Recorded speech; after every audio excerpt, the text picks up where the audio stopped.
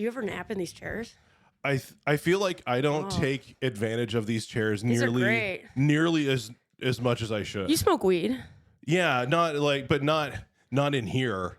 It's a good room to smoke weed in. If I did it here, the whole house would smell like weed, and then I wouldn't live in the house These anymore. are just, can you imagine though? This is a great chair. Anyway, this is a stoner. I'm getting too excited about it. No, that's okay. Yeah, as long as you're... Do you care where this is?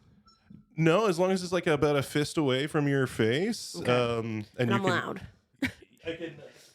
I sometimes the mic at the lab is a little bit shoddy sometimes, and someone was like, "Oh, you're gonna have to project," and I was like, "That's not a problem." I like the idea of having to project while using a microphone. I know it's all for show. Yeah, I've caught sound guys turning me down.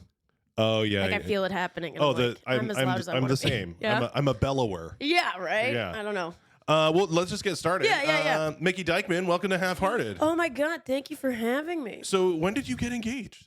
Oh shit, Thanksgiving. Okay. Thanksgiving. Congratulations. Thank you. Who proposed to who? They proposed to me. Gotcha. People assume that I would have proposed because I have shorter hair. That's real. People are always like, "Oh my God, how did you propose?" And I'm like, "No, I was wined and dined. I'm a trophy boy." Yeah. Okay. There you go. Yeah. See, it all gets mixed up. Yeah, the gender rules are so. I don't think people realize how built in it is to marriages and weddings and stuff, specifically weddings and all that hoopla until you're gay and you're like, well, I guess we'll just do whatever we want. Yeah. Like bachelor parties. Like, how do you know what I mean? Like all these things that are so gendered and we're just like, oh. Yeah, that's it. Well, yeah, marriage tends to be a fairly gendered operation. It's a lot. Yeah, it's a lot. And then we're every boomer's nightmare. We're they, them, and just well, I mean, so I wanted to try to ask a question about it that didn't sound like you needed to justify or like you did. I didn't want to. No, sound you like didn't. I brought it up. Yeah, I do. You did, but I do have questions about it in terms of like. Go for it. Because you're a they them. I am. Okay. I know. Did you go with they them? And we'll talk about how you got to being a they them. Okay. But is it because you feel like both, or you don't really feel like either? It's complicated. It's a tricky thing. When I was a child, like I was a boy. Okay. And I knew it like in me bones. And I would go. We live in this small town, and I would go around telling people my name was James or Thomas. Those were the two most masculine names I could think of. Okay.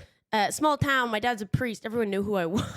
Yeah. And I would overcompensate. I would be as boy as possible. And then somewhere in puberty, it got a little bit more muddled for me. I think. I mean, I tried very hard to be a woman in high school. Well, what do you mean by muddled? Yeah. Just like, I think that we assume that it's set. And it's not that people aren't born trans. That's not what I'm saying. I definitely was. But, when you're going through puberty, children are shifting. They're not, so in high school, I was bullied a lot. Yeah. Same. Yeah, because gay, like that was the... Well, this is a bit I have, is I was goth in the 90s, which... Yeah, you were. Which may as well be gay. Yeah, it is now. Oh, my God. There's been this trend, this is off topic already, but of male comedians hitting on goth female audience members. And every time they're gay, and I go up, I'm like, "You're gay, right?" And they're like, "Yeah." And I'm like, "Boys, they're ours. I don't know what to tell you." Anyway. Yeah, we don't like the idea of being ruled out automatically. I know. Give me a shot. I know. But I'm just like, leave these women alone. Anyway, muddled. So I was bullied a lot. So in high school. Sorry, I'm gonna lower your volume. Yeah, that's what I'm saying. I told you, I'm so loud. No, that's okay. You're one of the few people that I actually have that issue with. Opposite. So yeah. Okay, so things got muddled in high school. So I decided. Like going to Napanee High School when I went there wasn't super duper easy because I stood out like a sore thumb. Yeah, that's the part of Avril's journey that nobody asks. Like, why would you leave Napanee? I don't know. Napanee's been gentrified a bit now, but yeah, when I was growing up there, like meth capital of Ontario per capita, we were there because of a Flying J. That's why Napanee existed. What's a Flying J? It's a truck stop. Oh. We were a trucker It town. sounded familiar, like a Circle K. Okay, kind it's of, a truck. Yeah, okay. but yeah, it's like it'll have a gas station and a restaurant and a convenience store. Gotcha. And I don't know, probably some kind of outback brothel. I don't know what they're doing. Gotcha. It's a town that largely like gets its business from people going past it on the 401. Yeah, exactly. And just enough people to sustain a town. Yeah. So it was rough, and I just was tired of being bullied. So I tried to be a woman. Mm-hmm. It's amazing the mental gymnastics because I was so sure I was a boy when I was really little, and then I just decided to forget that. So if you're I grew my hair out long. and was that the first time you had ever really done that? Yeah, my hair had always been a battle. Hair and clothes was always a big argument. So I always had my hair short as a kid, and I grew it out like below my butt. Like it was long hair in high school. Yeah. When I'm like 14, 15. But then didn't really change anything about myself otherwise. So I was like, this is all you need, right? Now go leave me alone. It was all just surface. I didn't change the way I dress and I tried to date boys, and I did date boys. I feel bad for them. Like, this is not oh boy. But yeah, anyway, so what is that like? If you're attracted to women, what is it like dating a guy? Imagine dating a dude. It's just uncomfortable, and you're not into it. Yeah, I guess like if I had to go out not to assume you're where you are on the sexuality spectrum. No, but that's a good way of putting it. Is like if I was on a date, like a real date with a gay man, where I knew where his head was at in terms of expectations. He wants to make out with you and fuck you and all. And you'd be like, and you're just like, I want this, but I don't. Let's leave room for the Lord. Exactly. I bet played that card. I bet Jesus came real handy. Oh God, I have a whole bit about it that I was conveniently saving myself for marriage. That's so funny. And then the second I got like an actual girlfriend when it came out, like 16. Yeah, that didn't last very long. And I used to be so judgmental of people because again, you don't necessarily. It's like you know what you're doing, but you cover it up with layers of denial. Well, I would imagine that it's harder when that is largely how the world is. Yeah, and especially my world. Yeah. Right. Yes, too. absolutely. Like it wasn't a GTA kind of situation. I once watched all of Doctor Who to avoid having sex with my boyfriend. He'd come over and he was a nerd and I'm a nerd, and I would just be like, well, you live in Ottawa and this is the only time we get to watch it together and we're going to watch it. And we watched so much Doctor Who, this poor guy. Yeah. I'm sure he hears the sound of the TARDIS booting up and just punches a wall. Like, he was nice. He was nice. I just associate Doctor Who with not getting laid. I know. I think I ruined that show for him, which is fine. I didn't ruin a better show. So you grew up in Napanee. So here's what I know, but this is what I like to do with guests. I like to recap what I know about the person. Okay, cool. And then they start to fill in blanks for me, which is fun. So are they them? You work with Danton at the lab. I do. You've got a partner. You're engaged. I am. And you're from Napanee, which I just found out now. Yeah. Your dad was a priest. You just found that out? No. That I knew. Oh, okay. That I knew. Okay. And I know that you have adopted brothers. I do. Do you have any like not adopted siblings? Okay. I have an older sister. So what world were you born? I'm the gayest of four. You're the gayest of four. Okay. Yeah. So you were born in Napanee too, and your dad was a priest. So like, So what is? Jeez. Well, he's retired. So like, that's the kind of thing that you're always a priest.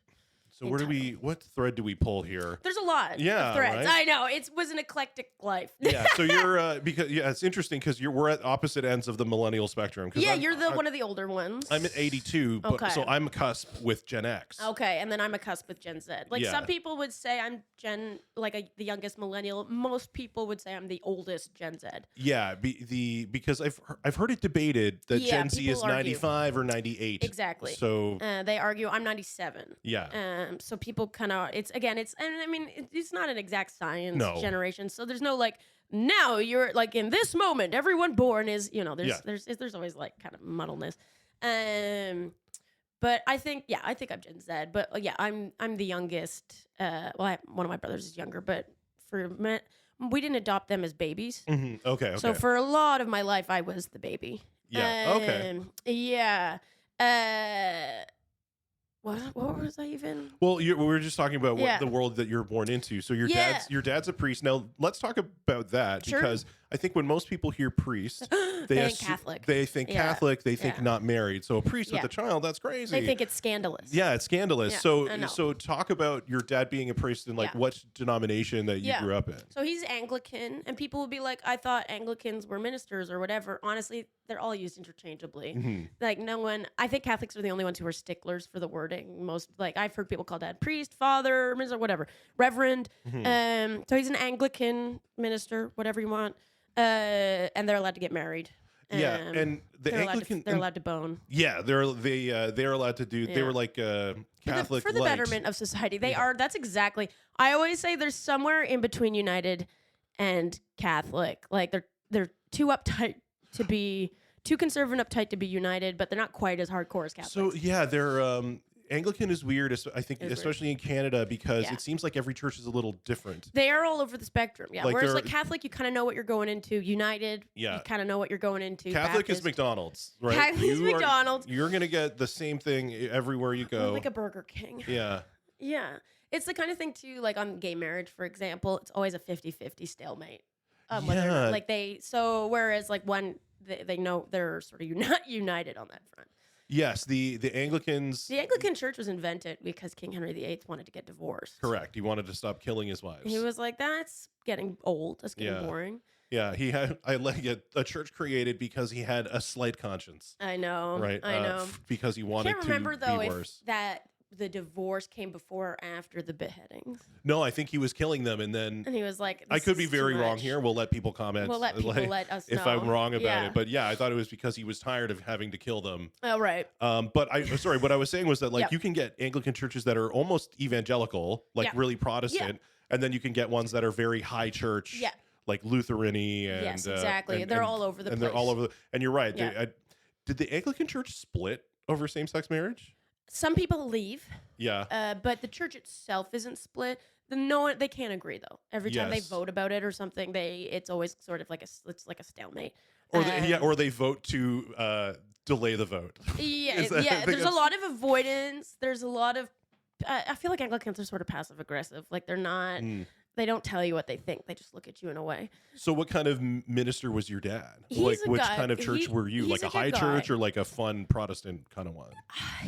I say he's like somewhere in the middle. Okay. He's a boomer. He grew up in Fredericton and Moncton in the 70s, right? So kind of Bible Belt-esque. Okay. His dad's a priest too.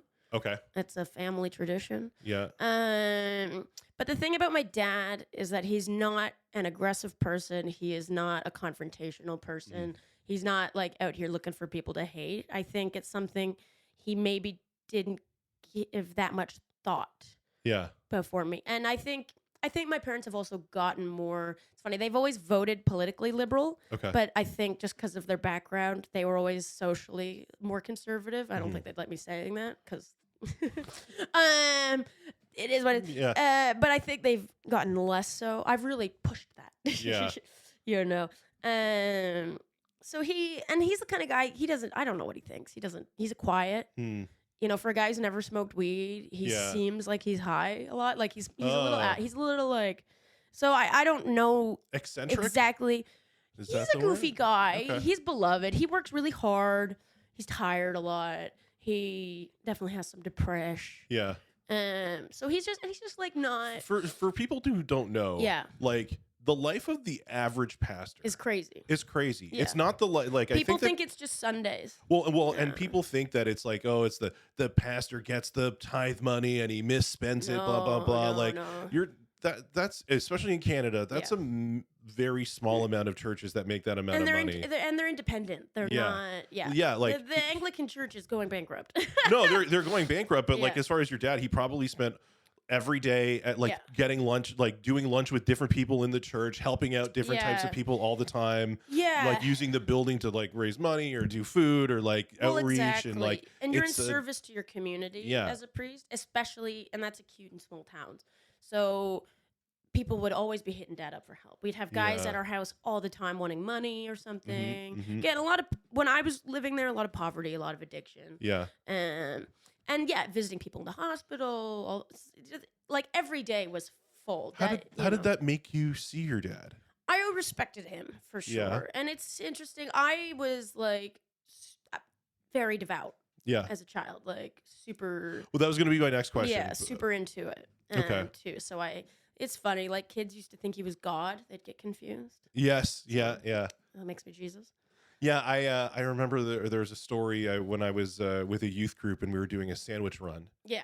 And this is a story that was told to me. They were doing a sandwich run where they were praying for the food before they went out to deliver it to the homeless. Right. But then the way that kids pray is that it gradually became that the kids we're praying to the sandwich. Oh no, kids will worship anything. Yeah, right. Please be nutritious. Oh my God, that's amazing. Kids get confused. Yeah, these are high concepts. You know, you know what? It's very stuff. true. Yeah, yeah. I feel like that's why I think that's why adults are more like heavy-handed with things with kids, because most of it doesn't, like, you need to make them feel really guilty or bad, because otherwise they don't really think about it. So glad you're a parent. Right? Like. Yeah, no, I know what you mean. You have to. It's funny how moldable children are too. Like, people will be like, the church indoctrinates children. I'm like, I'm not saying that's wrong, but I think children are indoctrinated into whatever their parents' belief systems are, and then they shed that or they don't. Yeah, they either like push back against it or they get super into it themselves, I think. Yeah, I don't know. No, it's true. I mean, either people. Well, I mean, those really are the only two alternatives, though, too, right? Stay with it or leave. And I think people can have one foot in, one foot out, but you know. I'm kind of like that. Yeah. Do you want to know about my? Sorry, well, yeah, I did want to know. That was going to be my next question. Is like, you're born into it, but some kids like I use this example in one of my earlier podcasts. Is that I've got two girls. Yep.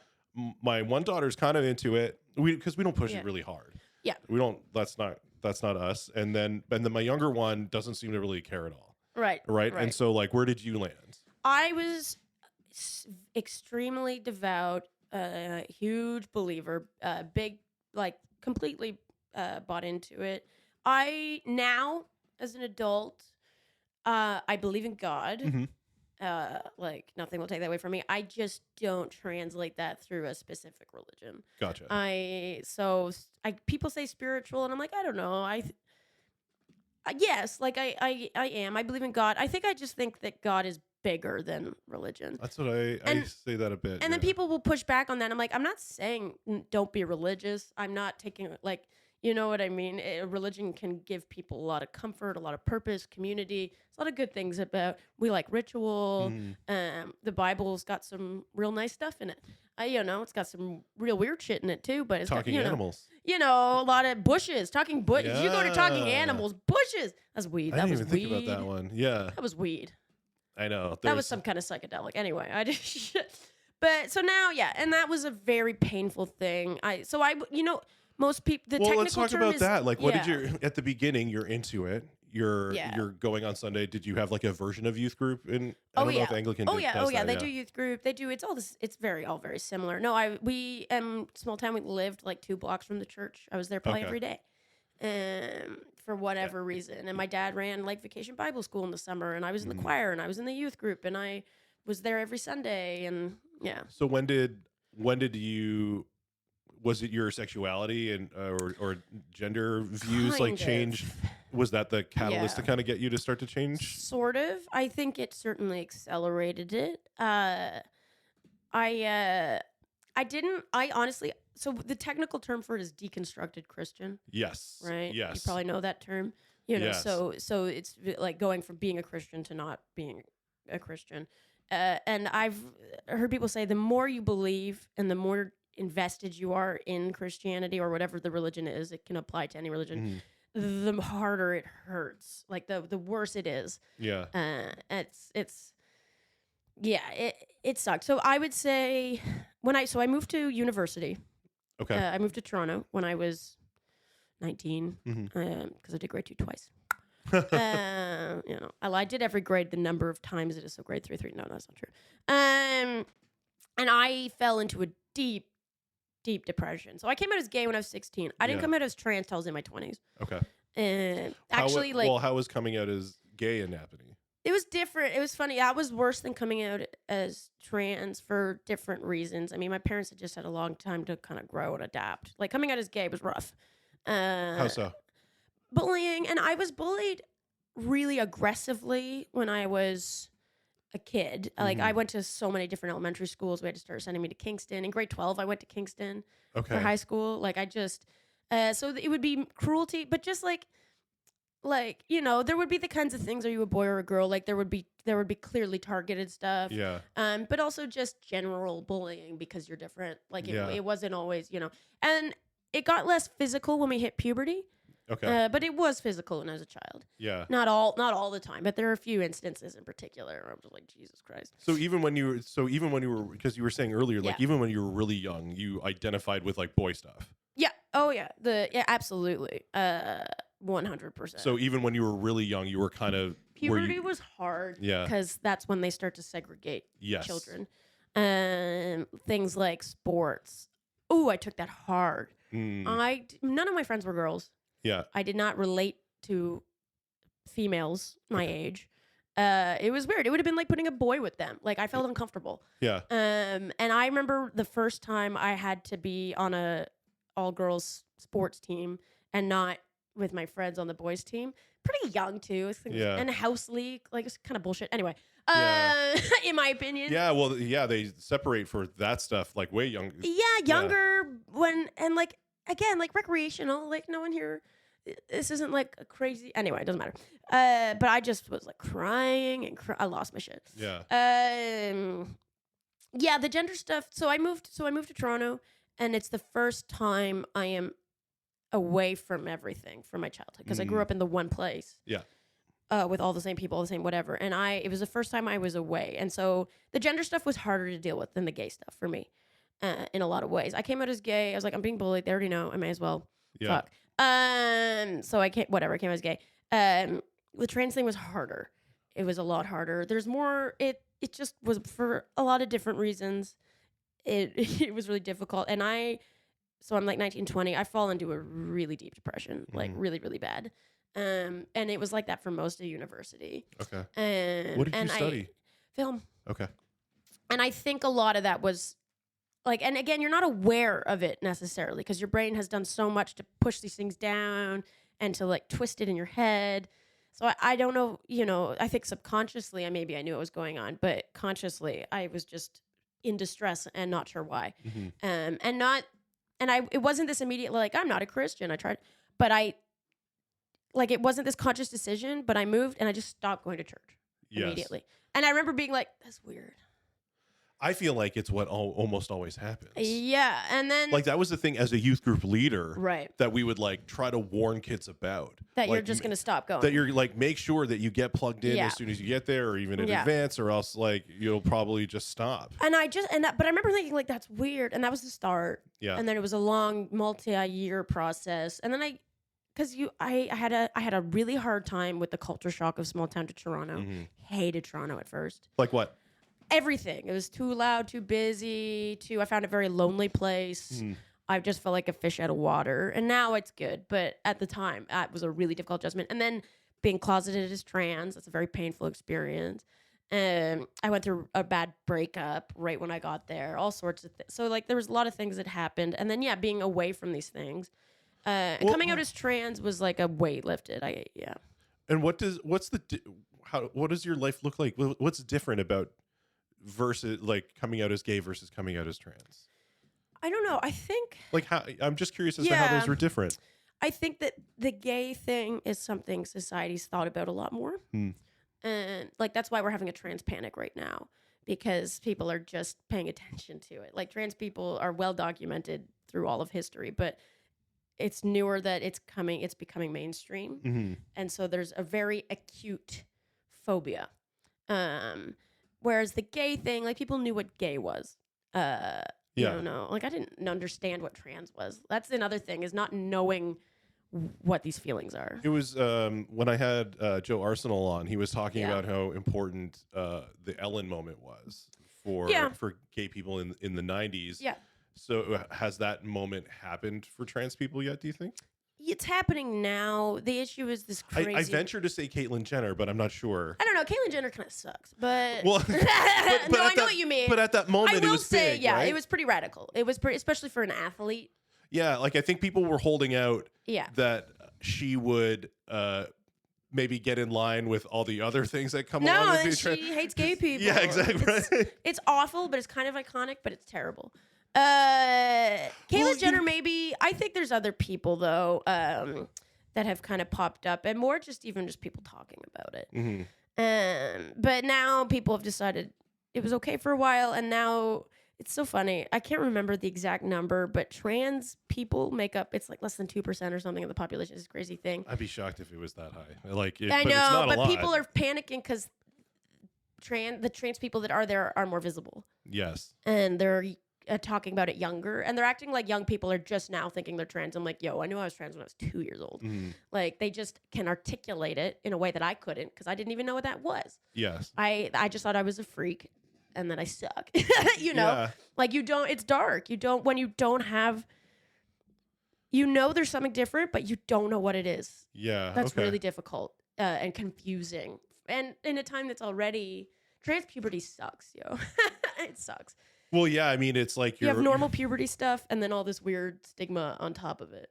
Yeah, well, you're going through the puberty of the gender you don't want to be, I would imagine. Yeah, no, exactly. And there's no support. And there's this thing called second puberty that trans adults go through when they come out and they realize they're trans, because it's just like you kind of have to rethink everything all over again. And then if you go on hormones, that's a whole thing. Yeah. But, do you know anything about that? Like, I only know what I see in the news, which I'm more distrustful of every day. It's fair. Like, yeah. Right? Yeah. So do you have firsthand, well, not firsthand, but like experience with people absolutely. who have gone through hormones? Oh, yeah. It seems like a mixed bag. I've heard people will say really dramatic things. For the most part, I've never met a trans man that was like overly aggressive. I've never. That's a big thing. It's not, testosterone is a hell of a drug. Yeah. And absolutely, when you're suddenly having more of it, there are certain shifts, but usually it levels out. It's like being teenage boys are a lot more than adult men,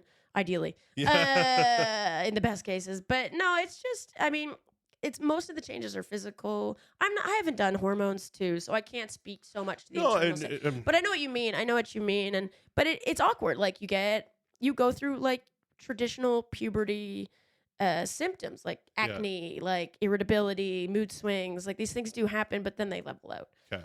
Basically, like it's puberty. It's second puberty, and so that's why the puberty blockers is so controversial. And I understand why. And you got what's happening in Alberta. Yeah. And I do understand that. Like that argument. I'm not saying I don't. I will say though, I would have been saved a lot of suicidal ideation. And they'll be like, well, trans kids aren't killing themselves that much. And it's like, but are they spending their entire childhoods wanting to? Is that what you want for these? Anyway. Yeah. It's complicated though, that whole thing. And I think because, again, like, it's only recently become part of the public consciousness. Yeah. So it's still very much discourse. Whereas the gay thing, they're like, we know what gays are. Yeah. People can wrap their head around. Yeah, it. I think we're in this post-gay. I'm gonna put something out there. There's a lot of this like conversation that gives me trepidation as like a straight white dude, but like I feel like I just got to be open with my ignorance, because it doesn't come from like a place of hate. No, absolutely. But it seems as though lack of exposure. Well, lack of exposure, but I think like there are genuine trans people. We all know this. I know, and have always been. Right, like, but it seems as though we're in this moment also in the wokeness thing where like there are people who are just straight white women applying these things for like control or cachet. Like there is a part of this movement that does seem disingenuous. Yeah, and I think the thing is that anything with enough people a part of it, there's going to be. Yeah. Because individuals like Caitlyn Jenner, she sucks. You know what I mean? Like, people are people. And I will say, though, like, people, you hear about every single time it happens, but people detransitioning is extremely rare. Like, the actual numbers, it is very uncommon. It feels more common than it is because every time it happens, somebody like the right side. It gets a huge stage. Yeah. Like, it gets a huge platform. They're like, see, look. And that's... I'm not, again, though, maybe if we had more comprehensive sex ed, if it wasn't taboo, people might not be jumping to things that aren't good for them. Well, I'm hoping I don't know, that we're complicated. Well, it is complicated, but I feel hopefully that we're in a place where we can actually do some long-term studies, so that way, like, we could, and those are happening from a policy and educational standpoint, have some like fact-based, data to operate from. Yeah, and that's the issue, and it's tough because it's so controversial and because it's people's lives. I mean, one thing I say to cis people is like, nothing about your life needs to change.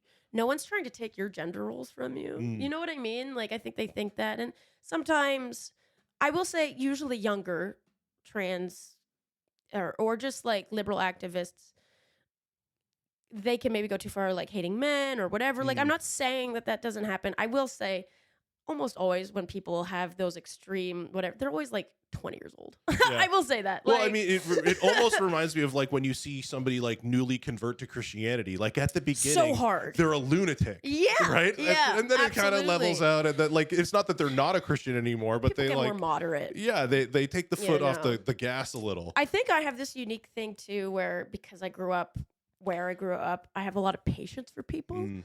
And I have never found yelling at people effective about this stuff. Some people, like, there's behavior that's not acceptable, and I'm not saying that there shouldn't be consequences for transphobia. That's not what I'm saying at all. But I always say this, there's two different, for, like, just taking misgendering as an example. Yeah. Like, obviously, anything with the trans thing can be applied to this. But for that specifically, there are two kinds of people that misgender trans people.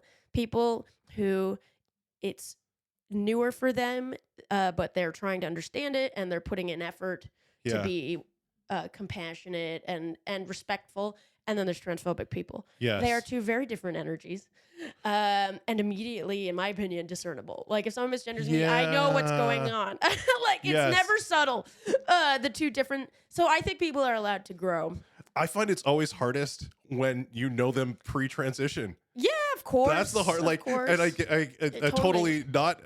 This isn't an apples to apples comparison, but when like James Cummings stopped going by Jam Easy, it was like adjustment. Yeah. Any kind of big shift. I mean, someone you've known by one name for like. There's people who knew me by my dead name. There's people who still know me by my name. Who knew me by my dead name for 20 plus years. Yeah. You know, people who've known me my entire life. Did you choose your own name? I sure did. Yeah. Mickey's not my given name. Gotcha. I knew a person who transitioned and their parents actually renamed That's them. nice. Yeah, I thought that was pretty cool, right? That's the dream. That's the for parents to be that, not just like I always say tolerance doesn't actually feel great. Yeah. Like I tolerate this huge part of your existence. Yeah, like this, and this was a person who it's not enthusiastic. This was the person who transitioned with money. Oh, that's so the way to do it. Very young, and so I knew this person. We worked at a restaurant together. Yeah, and I just thought, this dude's super gay. Great, cool, yeah, right? Totally. We're friends. Yeah, and then you started to see, and then at the time he disappeared for a while, and then reemerges, and you're like, oh, that makes so much sense. Until very recently, the general public really conflated, and including queer people, because again, if you don't understand your experience, you also will get conflated sexuality and gender. I remember my mom struggled with that. Like she couldn't understand someone wanting to be like someone being a gay man who's born a woman. It's like you're attracted to men. Why do you need to change genders? Yeah. And that's gendering sexuality. Yeah. And they are just sort of separate. Like, and I know that's confusing, I think it's because I feel like for most of the population, it's not. But I think that for some people, they are separate, and it's a spectrum, everything, and no one's 100% anything. It's all moving targets. I don't know. Like we're all some people the target's more rigidly over here, or more rigidly over, Yeah, and some people it's like people are weird. People got their things. Also, I don't want this whole conversation to be about like trans stuff and like stuff like this. I don't mind talking about it. Like what's going on in your life right now? Like what do you like? When did you get into comedy? Fair question. So film and television is my background. Yep. And then during the pandemic, I was working on scripts with people, some things that are being pitched around. So in university, I narrowed my thing down to writing, a little bit of directing, but writing. And then kind of after graduation, I started to realize I'm always leaning to funny. Yeah. So I should just start to focus on comedy. Yeah. So I started focusing on that, and someone was like, you should try stand-up. Yeah. And I did musical theater growing up. Surprise. Yeah. My mom was like, even if she didn't want to admit I was gay, she's like, you're gay, arts. Yeah. And then didn't realize what that would translate to. Like, she pushed me towards the arts, and I'm like, oh my God, it's a bunch of drug-doing homosexuals. Before we go back to comedy, how were your parents like with you when you were young? Because if you're like super into like a tomboy when you were a kid, like how were they with that? Extreme. It was complicated, you know. Yeah. My parents love me so much. They're good people. Yeah. And they always did their best. And I will say their best has improved, if that makes sense. Yeah, absolutely. You know, like they handled. They didn't. It wasn't that like I wasn't like kicked out or anything or told to not be gay or anything, but they handled the trans thing. It was easier for them, I think. They just had a lot more time to think about these things. Yeah. Well, they were good to me. Like when I was little, they loved me so much. Mm-hmm. Anything that they did, and I will say everything they did with the best of intentions. And I feel like a lot of people parents do. But I was going to say, I feel like a lot of people don't. Oh yeah, a lot of people are like, you're not going to be this thing. And my mom, I think, when any mistakes she made were made out of misguided attempts to protect me from, like, I was being horribly bullied. Yes. And I was so different. So she would try to like moderate, like she would try to talk me into feminine clothing. She would try to talk me into hair stuff. And it wasn't necessarily like, I don't love you for who you are, but it was, my mom didn't want me to ever experience homophobia and transphobia. Unfortunately, the better way to handle that is you can't control homophobia, transphobia. You can empower your child. Yeah. Though, to be able to stand up for themselves, to be able to articulate their identity. So again, that's just they did the best that they could with the information and experiences they had. Yeah. Is my opinion, and they love me so much. I'm a mama's boy. Yeah. You know, like it's the kind of thing. It's cool to hear. It's cool to hear that, like, at least they're great. While you're going through this hard thing, I know these people are there for me. I never questioned whether or not my parents love me. Yeah, never once. Yeah, I think that's great. Yeah, they're good people, and a lot of people do. And I know people who had, abusive situations. I was never abused. Never. And in fact, I was loved very much. Yeah. But again, like, no one's perfect. My parents are boomers from rural New Brunswick. Like, and they're very Christian. Like, nothing's perfect. Yeah. But my mom once told me. Were there? Oh, yeah. Sorry, go for it. My mom once told me, Mickey, it wasn't Mickey at the time, but Mickey, we can wrap our head around anything. Yeah. So the idea was like, they have sometimes needed to wrap their head around things, like rapping had to happen, but they always have, and they always will. Yeah, that's pretty cool. They're nice. Did you have any like moments where like who you were was very telling to like others? Every day. Yeah, every day. I was so trans and gay, like it was, and I was a very gregarious, energetic, ADHD, shocking thing. And when you're in a small town and you're the kid of the priest, that's a big deal. Yeah. All the eyes are on you. So I couldn't even slip under the radar. Like, so much attention is paid to you. Yeah.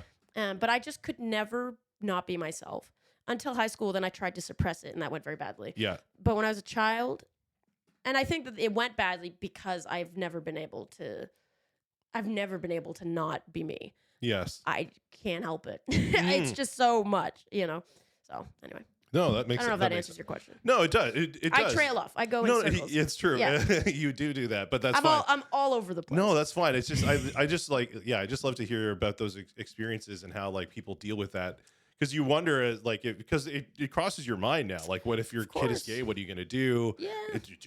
Do you do anything? But like, when you notice it's happening, it's like, okay, like I need to do something. Yeah. Right? Yeah. And there's no guidebooks. There's no. There's parental rights. Yeah. Well, as a parent, I would want to know. Of course. My only issue, and people push back against this so aggressively, is that some trans kids are abused. Sure. That's the thing. But the thing is, like, there are non-trans kids who are abused. No, of course. But if it will prevent, it'll make it worse, though, right? Yeah, but I just think we have systems in place for people who are being abused, and it's like when those conservative sites like post the emails that are internal to the school, where it looks like they're actively trying to hide it from the parents. You're like, well, they're just trying to respect these children. I know. Well, and that's the struggle, right? Is the school you believe that the school is trying to do what they think is the right thing, and they probably are most of the time. Like teachers. Yeah. Teachers, they like kids or whatever. Some of them. Appropriately. Actually, I've had some. Yeah.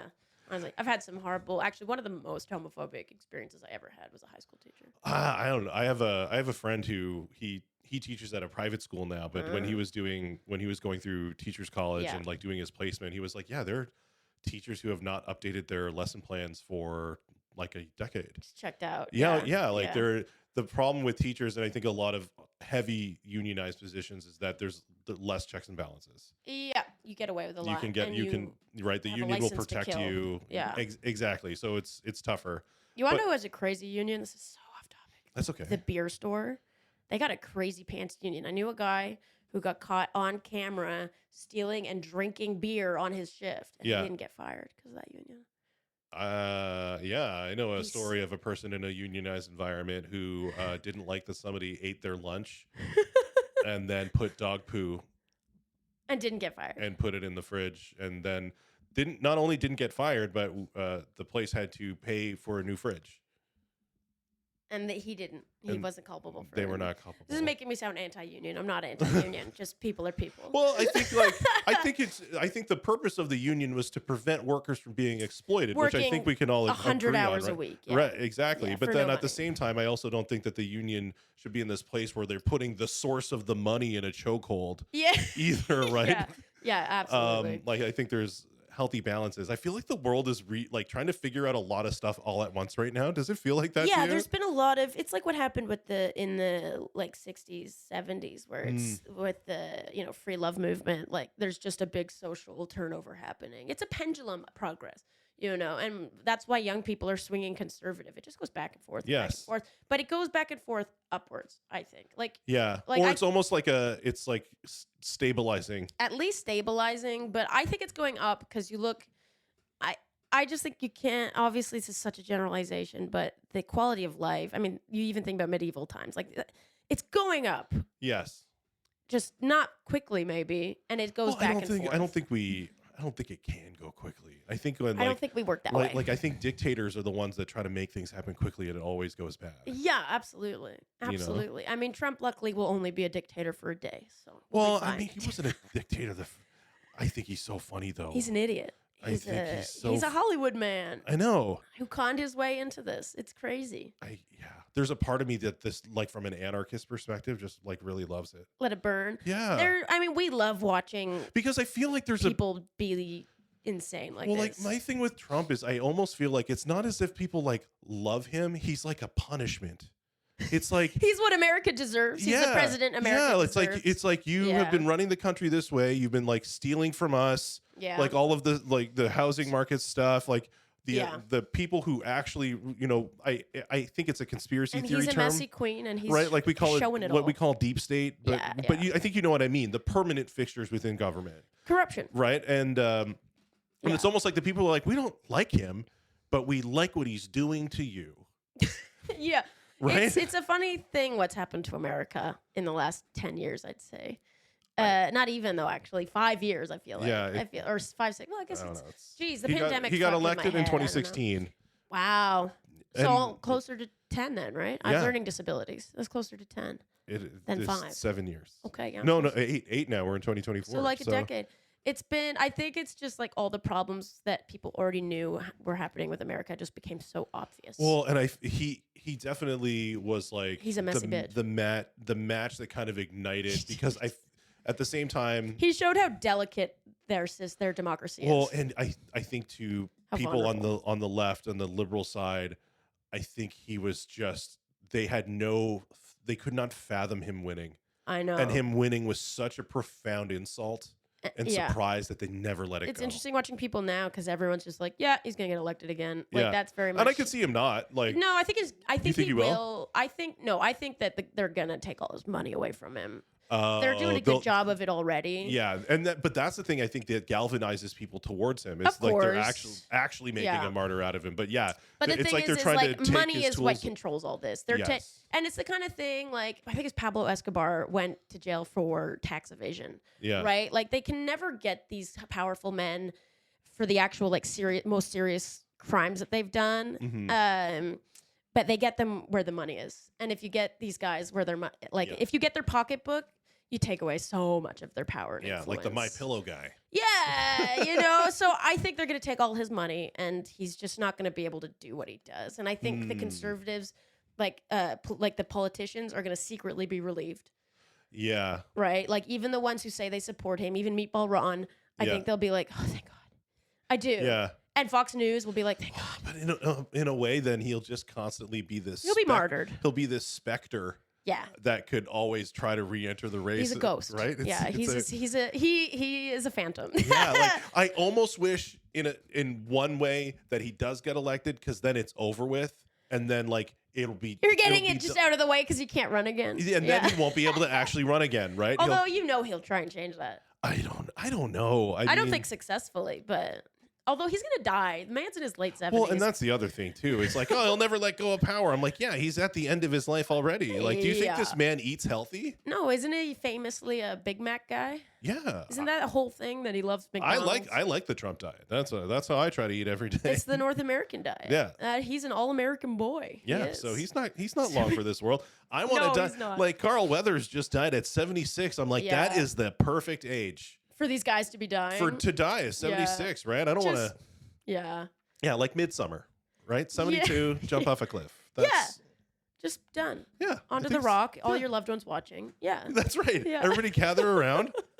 It's a process. Everyone in your condo complex. That's right. Yeah.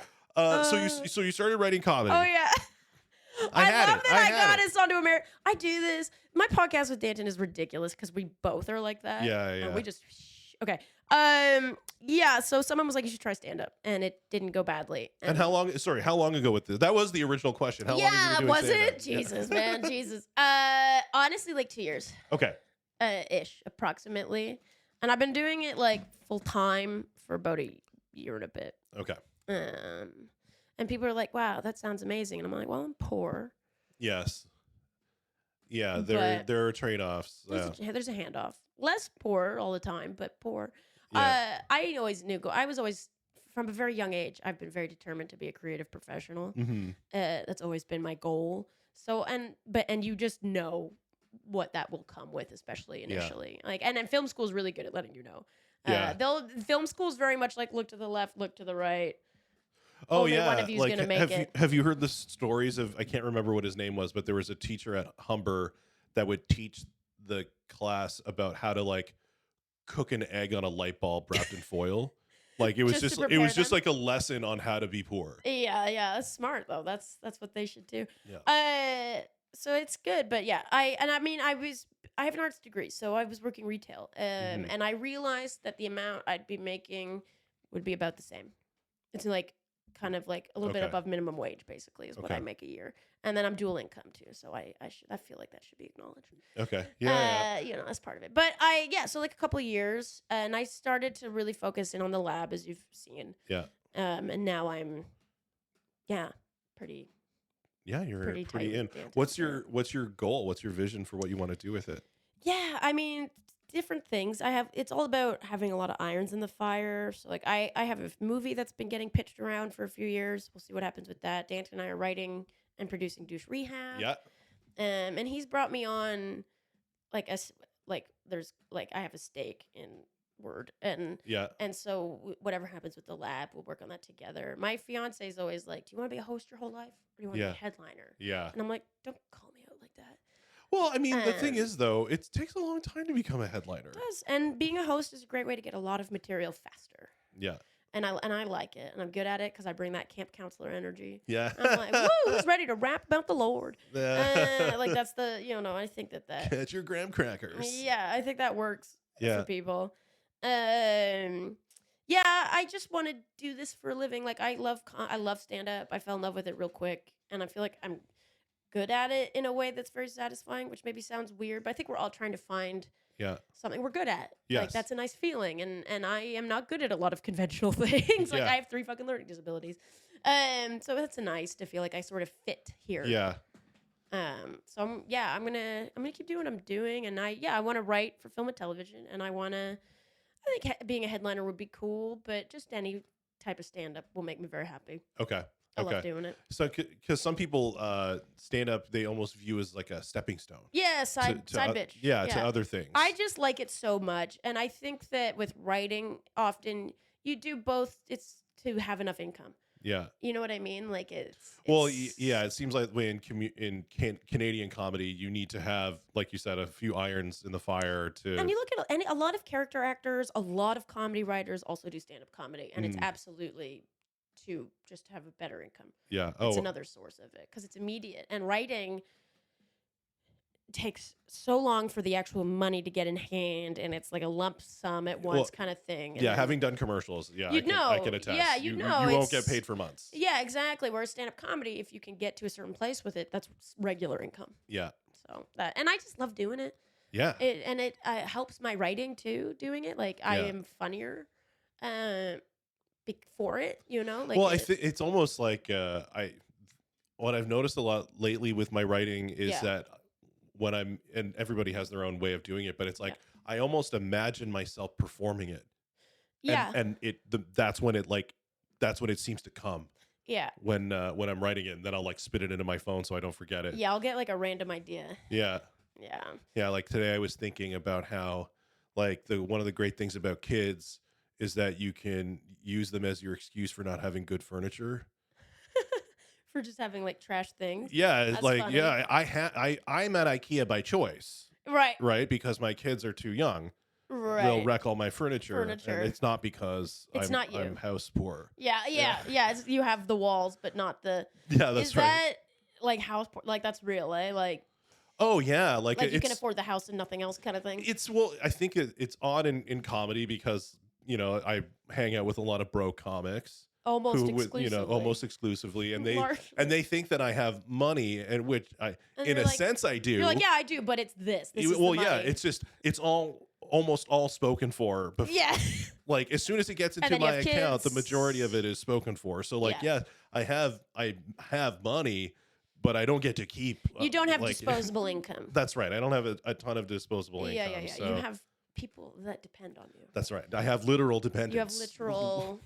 Taxable dependence. That's right. Yeah. My benefits cover them. Good for you. Good. Nice. Yeah. My fiance's benefits are gonna kick in at some point soon, and I'm just like, thank God. How do you feel about being a parent? It's funny. I always wanted kids, and then now I think the thing that my fiance and I have realized is how career driven we both are, and how much we both like to work. Yeah. We're both kind of workaholics, so I think we're gonna play it by ear. And there's no. How old are you? I'm 20, almost 27. Okay, yeah. Exactly. Like we're not rushing anything. Yeah. And there's no biological countdown. Yes. And we've already decided that we have 2 uteruses in this relationship, and neither of them are getting used. Yeah. Okay. No, thank you. I've seen the videos. I've heard the testimonies, and I shan't be doing it. Like I shan't. Even just the fact I'd have to go off my Zoloft for 9 months, and I'm like, yeah. So it would be adoption or fostering anyway, and we can decide that much later. Yeah. We'll be mature parents if we have kids. Yeah. Yeah, it's funny how wanting to have a baby will like get a woman off, like they'll quit smoking for it, like everything. Yeah. My partner and I, we quit smoking cigarettes during the pandemic because they had a surgery coming up, so they had to be for a certain amount. Yeah. And neither of us wanted to be smoking, so we're like, this is good. Yeah. So, and I did it as well because we live in a small space. Yeah. How did you start smoking? Not a lot. I was never so my fiance went to high school in South Africa where you can be like 4 years old and go buy packs of cigarettes. You know what I mean? So they started when they were like 13 and it was sort of on again, off again. Yeah. And then for me, I had a couple cigarettes in high school, and then in university, it would be the kind of I was the person who like when I was drinking. You're a social smoker. I was a social smoker. Yeah. But I'm very social. Yes. You know what I mean? Yes. Yeah. I know exactly what you mean. Yeah. So. And I tried to switch to vaping, and then I was more addicted to nicotine than I ever had been. Then I wasn't a social smoker anymore because that shit is fun, and it's just like a bam cigarette. Like I watched the documentary about the Juul documentary. Yeah, it was crazy. Naughty boys. Yeah, you know what? It's interesting though because I mean they like. I feel like they meant well. They wanted people to not smoke cigarettes, and then but then they got shut down, and then that market got just handed over to China. Yeah. Right? So it's not necessarily that they were like the most evil. No. They get real excited about something that maybe isn't actually significantly better for you? Yeah. Yeah. They did. And that's whatever. Well, so it's like I'm always cognizant about what I share publicly, but my wife works for a charity, and so one of the things that charity talks about is how like we should view vaping to cigarettes as we do Diet Coke to Coca-Cola. Yeah, neither are good. They're not is lesser evil, but they're way better. Yeah, they're way better than the alternative. No, absolutely. Yeah. When my fiance quit, I went cold turkey. Yes. Okay. And they weaned off, and they had a schedule. And I looked at the calendar, and every day was a visual representation of how annoying I was going to be. And it's just getting worse and worse and worse. Who do you think had the worst experience between? They did. Oh, yeah? Yeah, for me, it cold was like a week better? or two. I was like, and then I was fine. And for them, it was just this horrible. And they were always smoking more than me. Yeah. They weren't even a social smoker. They smoked it with their weed. Oh. And they don't really smoke weed much at all anymore. They're very responsible citizen. But for a minute there, they smoked a lot of weed. Big stoners. We both were. I know. I like that. And apparently, my brother went to Europe, and he said that like Canadians will like roll joints with no tobacco in them, and they look at you like you're insane. In like Europe. It's a big thing to put tobacco in your weed in Europe. In Europe, yeah. Well, my fiance grew up all over the world. They never stayed in one place. Their parents were like, if we move, our problems don't follow us, so that's good. So we're gonna move a lot. Is that kind of an energy? That kind of an energy. A fugitive childhood. Yes, honestly though, yeah. Alcoholism and money are messy business. So they were all over the place. Yeah, I mean, I know somebody who was a guidance counselor at Havergale. Okay. You know Havergale? Sounds familiar. Is that private school? It's right? a private all-girls school. Yeah, and it's like, and the stuff that they're getting into is crazy. It's the good shit. Yeah. Yeah, and their dad has a really good job, and they do. Yeah, but they don't really see him. No. Yeah, exactly. And it's very dysfunctional. And they lived in Germany, they lived in Chile for a little while when they were really little, and then South Africa for high school. Okay. So just like all over the place. Yeah. And they would go to their dad's job would pay for them to go to these ridiculous private schools with, diplomats' children's and stuff, like crazy stuff. So my first missions trip, I went to. You did missions, eh? Yeah. My parents were missionaries. Short term. I never did like a long term. So when I was, because do you know my story at all? You've talked about it that you grew up Catholic.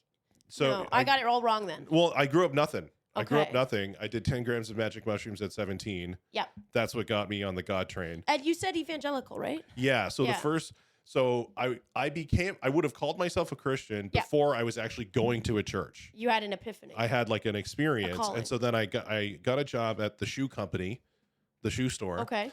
And one of the guys working there was a youth leader at a church nearby. Right. And so we were talking about stuff. So that's when I went out to church for the first time. Okay. And then after I was done high school, I went to Venezuela for like a week or so. We did like a short term. Right. I can't remember what we were talking about. Oh, yeah. Sorry. So we helped with the camp out there. And so we met these. So they run the missionaries ran like an English school. Right. And so a lot of like kids who aren't Christians will go there just so they can talk to other people who speak English. Right. It was like the only way that they could. So there were these kids from who were Canadian living in Venezuela because their dad was the CEO of whatever like the chicken fast food place of South America. Yeah. So they're bawling. Yeah. Bawling. Especially in these impoverished countries. Oh yeah. Like their houses guarded, armed guards. South Africa, you're either living in an armed guarded gated community, crazy mansion houses, or you're living in a tin hut.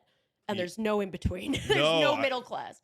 South Africa to me seems wild and dangerous and scary. It's startling. It's just such a harsh contrast. Yes. Like there is literally no middle class. You're either rich or you're very not. Or you're living in destitute poverty. There's no. Really? Yeah. Yeah. And there's a lot of separation. Yeah. And I got to go through both just to see some great white sharks. You know what I mean? Yeah. Honestly. Yeah, it's fun for white tourists. Then it's a good time. Yeah. With money. Yeah, the world is a crazy place. It's a crazy place. Yeah, humans, we're these crazy monkeys, dude. Yeah. Like it was like 1,000 years ago, we were just chilling in a tree in the Sahara, and now we have airplanes. Airplanes are manic. I know. That is a manic invention. I feel like that's ridiculous. Did you see those that thing on social media of the plane that was like missing bolts out of the wing? Yeah, and the door flew off. And a door flew off. This guy's shirt off. Like I feel like we're gonna move into this place where we can't afford anything anymore, and then like air travel is gonna become more expensive if you want it to become safer. And I think like in the future, we're going to see less people fly because of it. A lot of budget This is a split-second decision. I could be very wrong. But doesn't it seem that way? A little bit. And like a lot of budget airlines are having trouble financially. Like Flair just declared bankruptcy. Did they? Because of tax evasion. They owe a lot of money. Okay. You know what I mean? So I do think, I mean, I can't even imagine the overhead in that business. Yeah, well, it used to, remember, like in the 70s, they didn't even check your bags. No, and you were like drinking and smoking and partying and like there was, and now grandma can't have a knitting needle. Yeah. I mean, you never know. Fair. Okay, so you went evangelical, and you're not still. I mean, are you kind of where I am, where you're sort of like we still go? So I'll just lay it like here are the things I'm sure about. I definitely believe in God. Yeah, same. And I think that. Like there's the case for Christ stuff. Like I think Jesus was a real person. Oh, he was. Right. And I think that I see people convert to Christianity and it's like they really change. Yeah. Right. And so there's this thing about Jesus that I find really undeniable. And if he's saving people, I'll take it.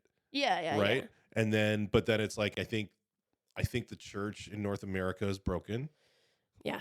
Probably globally to a degree. Right. And I think, I don't know.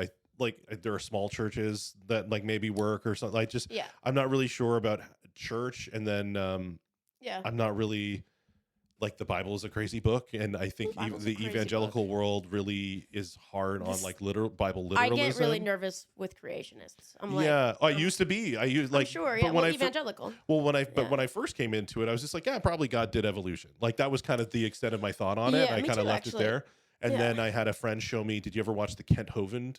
Do you ever watch Kent Hovind? I don't think so. He was like a young Earth creationist, and so they showed me these videos on VHS, and you were like, and I was like, I was like, wait, Christians don't believe in evolution, and my buddies were like, like no, it's not true, and I was like, okay, but at the time I was so hardcore that I was like, if this is what the team believes, then this is what we believe, right? There is a mob mentality, and I think that's not specific to religion. Any group of people, any organization. I mean, you get in there and you think.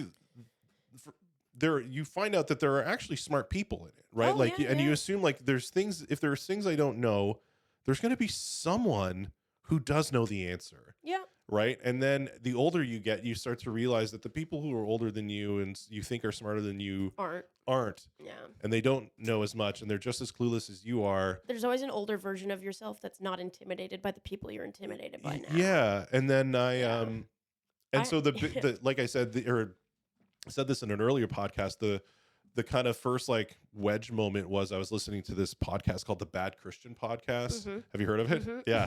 And they had this guy on named Chris Date who runs this website called Rethinking Hell.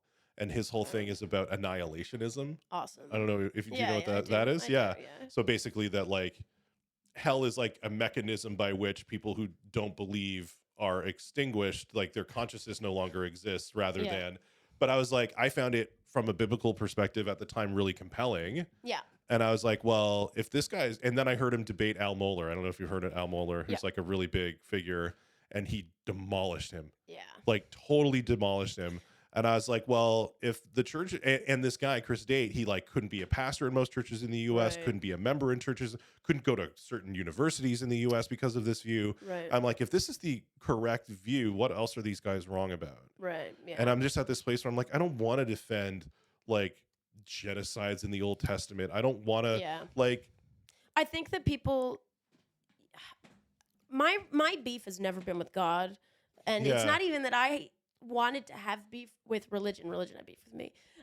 They started it. Well, did you have a moment where you read the verses in Leviticus and Romans and were like, this is where a lot of shame, a lot of internalized shame. Okay, so but when you don't remember seeing a moment where you were aware like, oh, this is what our book says about homosexuality? I don't know. I think once I started thinking about those things, I became aware of it. It's interesting, and I, especially as a teenager, like a lot of the homophobia and transphobia when I was a child in the church wasn't really much. Like, I don't know, but when I hit puberty is when I started to have weird experiences with adult people in the church. You know, and I worked at this Christian summer camp, and I have a lot of trauma there. Yeah. There was Which one? Camp Hyanto represent. It's not open anymore. But I don't know. Okay. It's very rural. But I went there as a camper, loved it. Went as a teenager, and it was awful. There was this priest who was there a lot, and he was clearly deteriorating in his mental health, which was being translated through going from being like a very classic Anglican guy, kind of a little bit uptight but nice, to like cuckoo for Cocoa Puffs, like just, and very American evangelical. Like he brought up an American prophecy teller, like fortune teller, who was so homophobic. Like, and he just overnight was so... It was and speaking in tongues, and Anglicans are socially uptight. Yes. Like, they're not doing that. They're more like Catholics in that way. They're very Canadian. They're very, very Canadian. And so it was very noticeable. That was a lot, and I had some weird experiences there. This man was clearly not good. And then other people too, and I always found like the prophecy thing you were talking about, like the charismatics I always had trouble with. Charismatics are stressful. A lot of laying of hands. I'm like, don't touch me. It's the people who say they have the discernment gift. Yeah. That I've always had an issue because I wasn't raised in the church. There have been always parts of it that I was never comfortable with. Yeah. But the people who with the discernment gift, that God told me stuff or I can tell stuff. Yeah. Like the hidden knowledge people. Yeah. I've always had an issue. I went to Bible college for a year and a bit, and Which one? Tyndale. Okay, I was there for a year. Then I ran out of money. Finished at York. Okay. Got a history degree. I realized I was too mean to be a pastor. Okay. At the beginning, I was so gung ho about church that I thought I should be a pastor, and then I realized that I had phases where I wanted to be a priest. Yeah, I thought, and then I realized that I was nowhere near nice enough. I was always getting in trouble in church, right? But they were way more patient with me than I probably deserved. Right. What was I talking? In Bible college. Charismatics are spooky. Yeah, well, the guys would be like, God told me we should get married. Like the people would pull that stuff. That's so right. Like it. I'm gonna prophesy over you. Like I see you working with homeless people. Like you were like, that's a lot, right? Yeah. People put this thing on other people, and I was very skeptical because even though my dad's a priest, there's like I said, socially more conservative. Dad is not a charismatic Christian at all. Yeah, he's just not, and I don't think he's a creationist like at all either. I think I don't. Again, he doesn't communicate. So I don't know what he thinks about most things. People are like, what does your dad think? And I'm like, I don't know, ask him. I'm just looking to not rock the boat here. Yeah, so it's funny. Like, I was raised religious, but when I encountered that stuff, I'd be kind of like, yeah, because that's just not how my parents interpreted it. My dad, I think my dad, because he'd talk to other people about God and stuff. I think he was so afraid of influencing us in a negative way. So his solution was to just not influence us at all. Yeah. Okay. And not ask questions he doesn't want the answers to, and not have these conversations. Okay. As I think he just was worried about fucking up. Yeah. I think. Are your other siblings into it or not into it? Yeah, they're all Christians. They're all still in it. Yeah, I'm the only person in my family, and I haven't even had a conversation with them about it. I think they know. Yeah. Like, again, like they'll never say it. They'll never have. They're non-confrontational to a fault. Yeah. Right. So like they'll never be like, you're not a Christian anymore, are you? They'll be like, oh, there's this church that opened up that's LGBTQ friendly. You should go. Yeah. Kind of thing, or like invite me to like church services or give me like it's these little things. Yeah. And they'll mine for information, but they won't just ask for information. So it's this very tiptoey gotcha kind of thing. So yeah, they're not aggressive to a degree that it's an issue.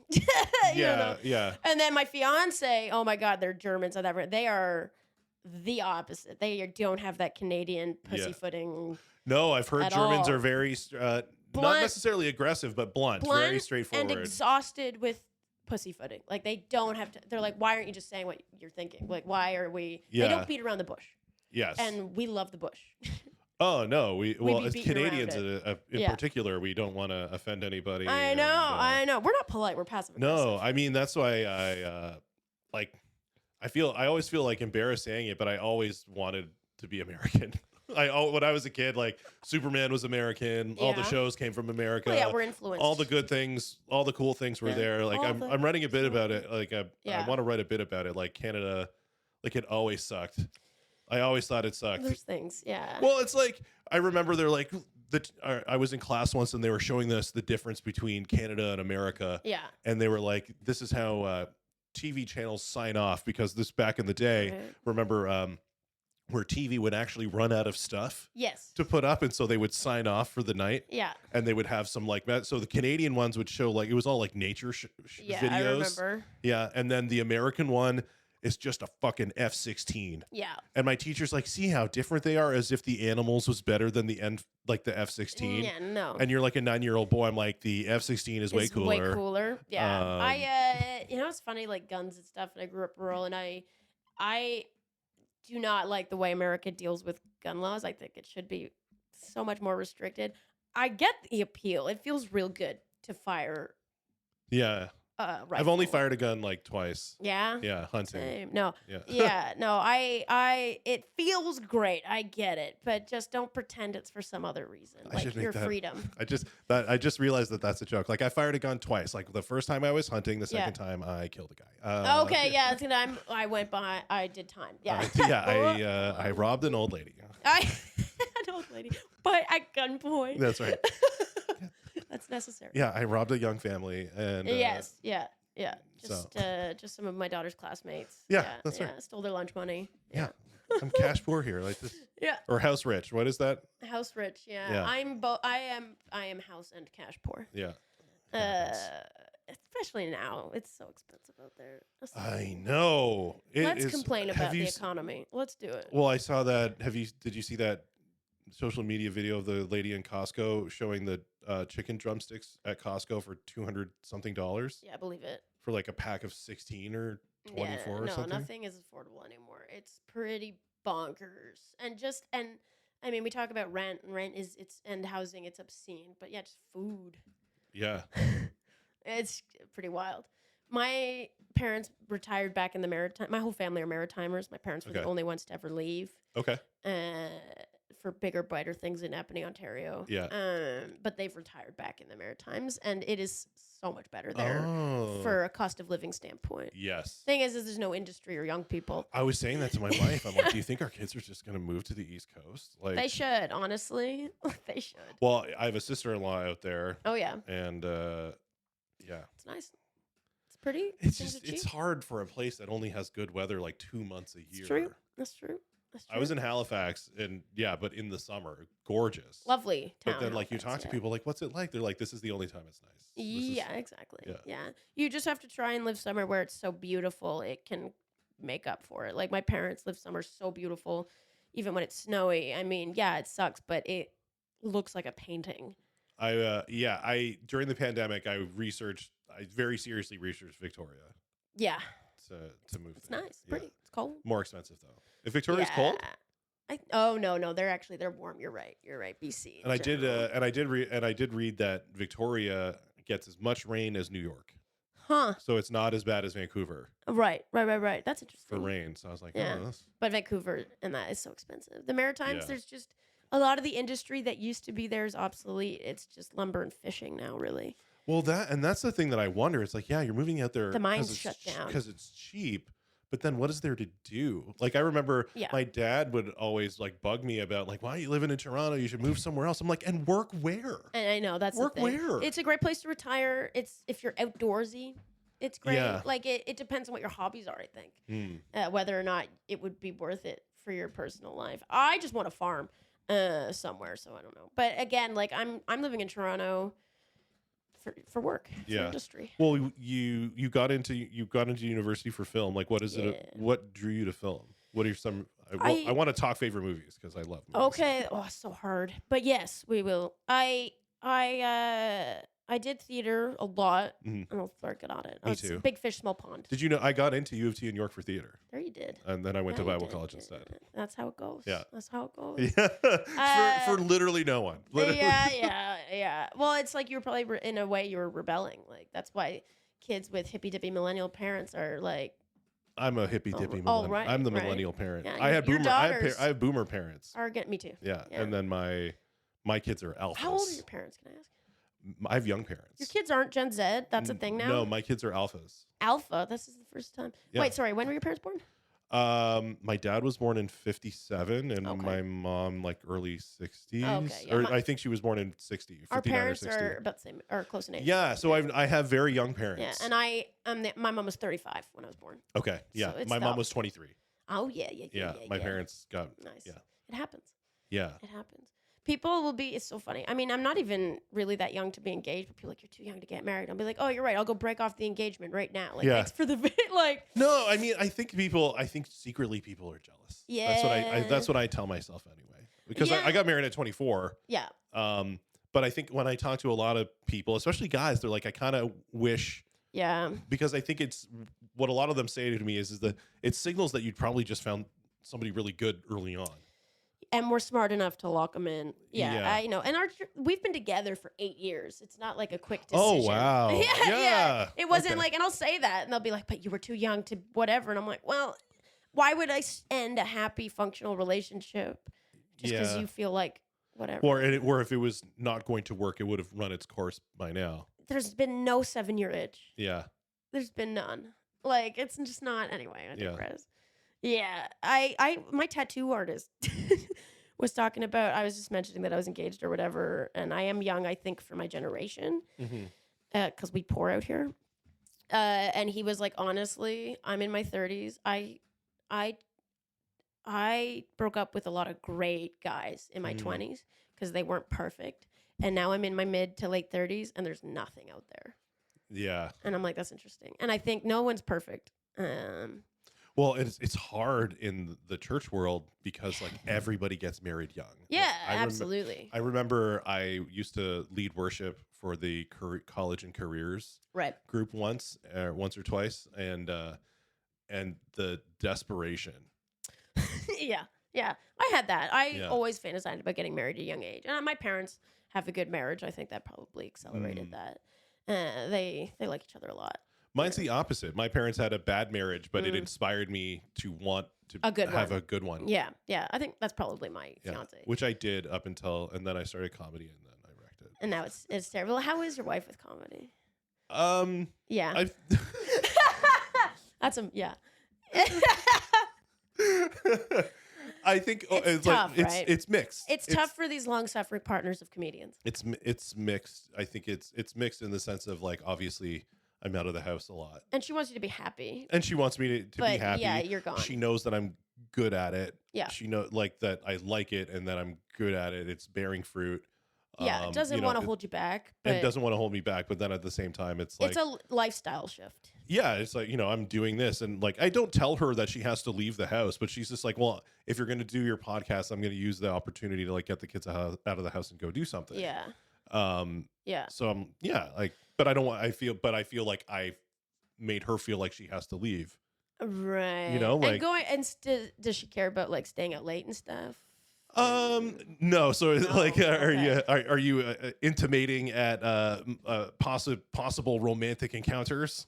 Like what? No. Just like absence. No, I mean, luckily our kids are still young enough that they go to bed at a pretty reasonable hour. Right. Nice. And so when I leave at like 7 or She's something like, to go do comedy, have a glass of wine. Yeah, it's like I'm saying goodnight. Like she knows that I'm not going to be back till she's going to sleep or us. Yeah. And again, like we try to make it. We're just trying to make it work and see. Because you're what, like a couple years, 2, 3. I'm 2.5. 2.5. Yeah, 2.5. So it's still adjusting, and then you get better at it, and then you're doing it more. Yeah, you get better at it. You're doing more. I'm in a weird place now where I'm not really like. At least for this, I don't know. I feel like I'm not chasing anything other than getting good. Yeah, absolutely. I'm not chasing specific shows. I'm not chasing any credits. I'm not chasing like obviously I want to do stand-up comedy at the best places. I want to perform it in front of audiences that are excited. The best way to do that's to get good. Yeah, well, exactly. Like I was talking to a comic not long ago, and they were kind of bemoaning their place and not getting on shows and stuff like that, or be funnier. Well, and I just said like how you're treated in the scene, for on average and for the most part, is going to be indicative of how you're doing. How funny you are, also like how pleasant you are to have around. Yeah. Like there's a lot of funny people, but if you're a professional and not an asshole, that's huge. Yeah. I agree with you. You'll see a lot of these guys out here, and they're hustling and they're working hard, but they're not working smart. Yes. You'll see guys and they just grind the mics day in and day out, but they don't get any better. Yeah, that happens. And I don't think they're working smart. Yeah, I say that all the time. Yeah. Which is how I justify not doing as many mics as other people. Well, no, but I agree, because if you're not, you need to take time to go back to the drawing board, right? Like if you need to write, you need to perform, and then you need to review, I think you can lose and you need focus to edit. Yeah. If you're just, Yeah. So like I'm in a place where like I want to build my set. I want to get better. Yeah. And like there's a comic I know, I think it's, I can't remember his name, but he's a comic in Oakland, and we're like Instagram friends. Okay. And he's been doing comedy a while, and he's just like, yeah, don't chase credits, chase jokes. They'll come to you. Right? My only like actual stand-up credit, I wasn't hunting for it. It kind of a few things, just hard work paid off. That's all that happened. Yeah. Like relationships. Yeah. Right? Yeah, exactly. And I think I always say that like luck is opportunity, and opportunity meeting ability. Yes. Or opportunity meets preparedness. Yes, that's the term. Yeah. That's the term. Yeah. That's what it is. Opportunity meets preparedness. Because a lot of people can't take opportunities that they're not prepared for. And that's where I don't know. And you can make your own luck by being prepared for these things when they come along. Absolutely. Which is what you're doing. That's what you're saying. Trying. Yeah. I see you out there. Yeah. You're at Backroom a lot, right? No. We talked about this. Opposite. Oh, we probably shouldn't be. No. I just I think Backroom's fine. It's just I don't get on there much. Yeah. And I think and I feel like when I go there, it's kind of a gamble. And when you can only be out 3 or 4 nights a week, I think when I go out, I need to guarantee that I'm going to get some stage time. And so it's no fault on them for how they run their club. I love those guys. Like I love that they have their club, but yeah, for me, I gotta do time when I'm out. People will get so shook when they see me places that aren't the lab, like mainly Mike's. But that's kind of, I started going to the lab a lot because I like Danton and we became good friends. But part of it too is like I'm going to invest in this place, so they invest in me. Yes. And now I get all kinds of stage time there, and I don't have to do other open mics. Yeah. I do occasionally, just to whatever. Well, it's good to get out in front of different in front of other rooms. Places, and like it's almost good to just like go to a place that you know is bad, that's hard, right? Just for the sake of like somewhere trying you're not comfortable. Yeah, somewhere you're not comfortable, someplace where you know the audience is going to be tough. Yeah, and like test yourself, right? Yeah, absolutely. What I like about the lab is that the audiences do vary a lot. Like it's different groups of people, which is kind of interesting. But yeah, and you're at the lab with some regularity. Oh, if I'm writing new stuff, it's a must. Everyone says that. I must go there. It started off, I would only do new stuff at the lab. Yeah. I don't know what it is. It's just a good room. There's always audience, and the audiences, they're never mean, but they're honest. Yes. Yeah, and I find, but I do find that when it does work, it works well. Everywhere. And and you can. Like I have one joke that only worked there. Oh yeah. It hurts. I loved it so brutal. much. Yeah. Brutal. But yeah, it's a place where I know I'm going to give these new jokes their due here. Right. Right. You can go to other spots and you could be like, I got to try it again because I don't know. Yeah. Right. Like comics only is the last way you should judge a joke. Yeah, they're terrible audience members. I won't let them when I host the mics at the lab. I force them to be good audience members by yelling at them. And there's something about the energy of the lab where the comics become audience there for whatever reason. It's the only place they pay attention to comedy. Yeah, it's like I feel like it's because we know it's our spot because it has that and there's reputation. Yeah, there's just something people about let that. Their guards down. Exactly. There's I think I think that's Danton largely. I think it's Danton, but I think it's the space. I think it's intimate but dark. You're crammed together. Yeah. It's dark, low ceilings. It's perfect for comedy. It's perfect for comedy. Perfect for comedy. And people will be like, it's so grungy. And it's like, yeah, but that's what Danton wanted for his brand. He looked at other rooms. Yeah. And he likes the grunge. No, it totally, I mean, there are so many shows where I'm saying to the producer, I'm like, are we going to like take the lights down? I know. Are we whenever I'm hosting and the lights aren't dark enough, I will address it off the top. I'll be like, I know you're Canadian. and you're going to feel self-conscious if you're not plunged into darkness, but I need you to forget about all that, and I need you to laugh loudly. Yeah, it needs to be dark. People don't judge themselves when they can't don't. See other They're people. Uninhibited when they're anonymous. Yeah, absolutely. They're especially Canadians. They're just not rowdy. I saw you looking at your phone. How much time have we? Oh, no. That was more just making sure that my fiance hasn't texted me. Gotcha. Yeah. Oh, we've been on like an hour and a half. Nice. I don't know how long you usually record. You know what? I usually have my watch that tells me when we've done like an hour, and then I try to having a good chat. You know what? That's what I've been doing lately. I've been just letting it happen. I just let it happen. Yeah. And they've been going longer as a result. Good thing. I think so. Yeah. I think just trying to have like an organic conversation and see where it goes and follow certain threads. Totally. And I try to be curious. Yeah, right? yeah, that's good. That's good. You're Tell a good me more interviewer about that. too. Oh, thank you. You're a good interviewer. Some people aren't. Yeah, I mean, I think it takes time. Like I think you're number 21. Wow. Yeah. And that's exciting. And like Spotify, YouTube. Yeah, I put them put them all up in their entirety video wise on YouTube, and then audio. I put them up on Spotify. Clips on TikTok. Clips everywhere. Everywhere. Yeah, I put my clips on Threads, X, TikTok, YouTube, and Instagram. Yeah. And then audio. I upload to Spotify. It's good to have it there. Yeah, and then you can use Spotify to like aggregate, and so then it'll also put it out on Apple and Google Podcasts too. Right. You got to do the legwork to set that up. Absolutely. Yeah, for sure. But once you get it, it's done. But it is a little difficult. It's all tedious. It's very tedious. Right? Yeah. How's your podcast going? It's going okay. What's your podcast called again? Well, we're thinking about changing the name. Our podcast, we've been figuring it out as we do it, and it's getting more refined. It was the Father and Son podcast. Yes. Which I always loved that intro that you do on stage when you're with Danton. It took me so long to convince him that was funny. For months, he was like, okay. And now he's on board. Yeah. I wore him down. It's just because we couldn't physically look more different, and that made me laugh. But we're actually personality-wise quite similar, which people don't expect. I think people find it jarring how much we get along. Yeah.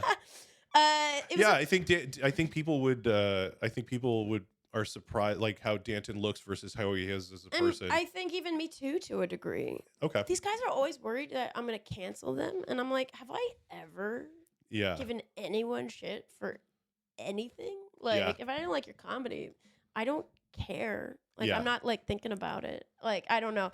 And I get irritated. I remember one guy at the 80s night was like, oh, tiptoeing around on the 80s night. And I literally shouted, I was like, no, you fucking don't. Yeah. That's just not true. Or one guy was like, oh, Mickey, I don't think you're going to like this one. And he did it. And I was like. The 80s night is the Lab's Thursday night mic where it's preference. Women and queer people get priority. That's right. But I will say, and any of the guys that hang out, first of all, if you do good if you're funny and you're chill, you will get a certain amount of favoritism. Also, I stay there till 1 a.m. and I get through every dude that stays.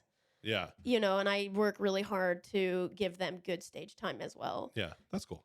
And hype them up and keep the energy high. And even if the audience leaves, make sure the comics are fun. I do my best to. It's not like a favoritism thing. It's just equal opportunity. And I think it's very in line with the Danton's place brand. that with what Danton wants to do. Yeah, exactly. And that's the thing. So and the guys that are chill know that. But I think what's very unique about Danton's space is that it's a place that welcomes and wants to give a space for for minorities, if lack of a better term. I feel bad. No, that's what it is. Right. For queer people and gay people and all that sort of stuff. But it's still a place where every straight white dude wants to go. Everyone's welcome. Yeah. But it's not just, you're not just welcome, but you can still you can still kill there. Everybody can kill there. Yeah. And I think that there are some places where that's not the case. No, absolutely. And I think agree. that's what makes the Lab really, really unique is There's that literally everybody can go there and do well. Yeah, and it's neat. And I don't think anyone feels excluded. There's one comic who does, and I'm just like, I don't know, bro. Every now and then, I don't know, there's this comic that I've never even spoken to. Mm. And there was a thing with my fiance where he came up and started kind of bullying someone they were talking to. And my fiance's German and was basically very intimidating and shut him down. And I think emasculated him. And now apparently he's been going around saying Mickey doesn't like me. And I'm like, bro, we've never even spoken. Yeah, see, you know what? The insecurity. Forget about that shit. I was like, dude, and I'm not thinking about it. No. But I was just like, wow. I know. There's a little high schoolness to this. Beautiful. Is it? Yeah, I don't it's like it. Dude, I don't care about you. I'm not thinking about it. Yeah. Anyway, that's my plight. Well, I mean, yeah, it's my argument, my complaining. Yeah, well, it happens. Comedy is a weird place. There's like we said throughout this whole podcast, people are weird, and they're weird in every place. Yes. But like Sam Norton said, it's the island of misfit toys. Yeah, right? Poets of nonsense. And yeah, I love it though. I love how we're all this mixed bag of. It's funny. It's all wallflowers and misfits. Yeah. And people who maybe have felt overlooked or haven't felt like they fit anywhere. Yes. And they just do in this community. Yeah. Yeah. It's interesting. It's very fun. One of the reasons I like comedy so much is I enjoy the community more than film and television, because film and television, it's a lot of suits. Oh, it's a lot of frat boy energy. Oh yeah, I saw the difference almost immediately. It's exhausting. They're not fun. Well, when I was doing like TV commercial auditions and stuff like that, meeting real acters, and how different they are, and how it's just such a different world. It is. Because like I would go in and do like audition. Like I was talking to one guy once. I don't do them anymore. Yeah. But I said to a guy like, yeah, well, he's just like, oh, how do you think it went? I'm like, who cares? Yeah. I'm like, as soon as I walk out of this building, I'm never going to think about this audition again. And he's like, oh, really? Like, I don't know how you do that. I'm just like, dude, like doing a pre-prepared script for 4 people is never going to be harder than doing stuff I wrote for 40. Your soul. Yeah. Right? Like, no, of course. I think that like the difference might even be laughter. Like there's this inherent joy built in. Yeah. I know that like comics are seen as being very mentally ill and depressed, and we are, but I think we're also weirdly at the same time the happiest people, and we're having fun.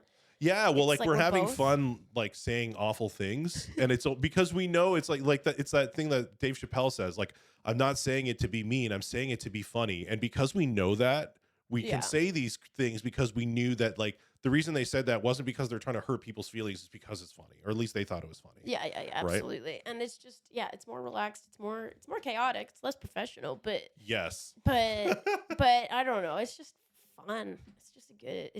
I like the community, and there is a community. It's less. Oh yeah.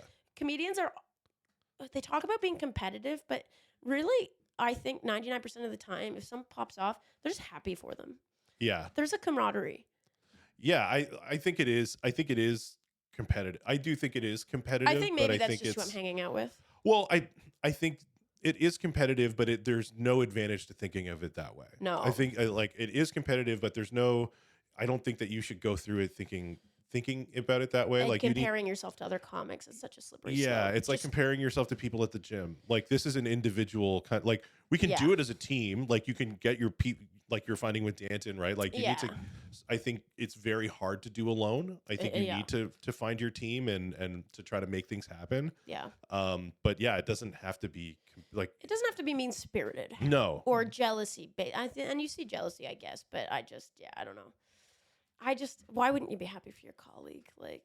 Yeah. And your friend. I mean, I think there's something that most people would say feels unjust about somebody who you feel doesn't work very hard getting opportunities. I think you run into that kind of thing. Yeah. I mean, it definitely happens, but again, it serves no benefit dwelling on it. It's not going to help you succeed. No, it's not. No, it's right. Like I think you maybe need to like in therapy, right? Acknowledge the feeling and then let it go, and then just move on. Yeah, totally. So yeah, I agree with that.